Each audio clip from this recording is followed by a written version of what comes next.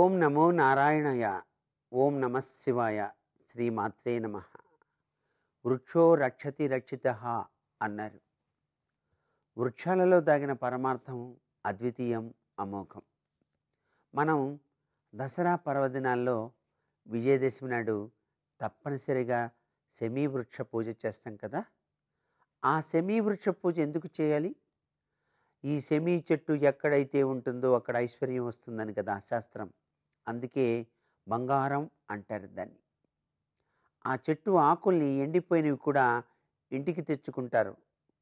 అలా మీ యొక్క ధనం దాచే చోట ఉంచితే ధనం పెరుగుతుందని నమ్మకం.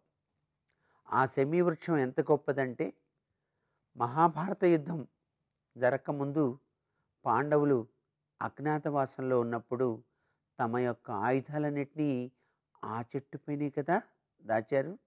పొలాల్లో ఈ శమీవృక్షం అంటే జమ్మి చెట్టు అండి.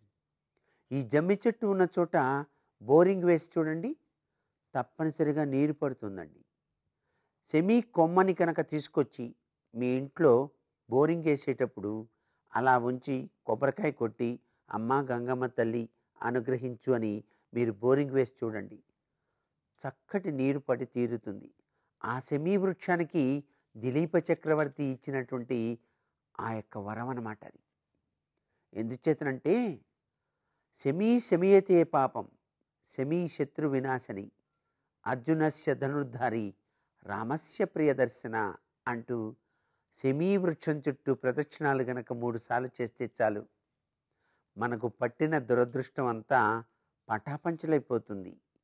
ఆ అదృష్టం మీ వెంటనే వచ్చి తీరుతుంది. ఇంత గొప్ప విశేషాత్మకమైనటువంటి ఈ వృక్షరాజ్యం వెనకాల దాగిన అద్భుత తత్వాన్ని ప్రతి ఒక్కరూ అర్థం చేసుకోవాలి.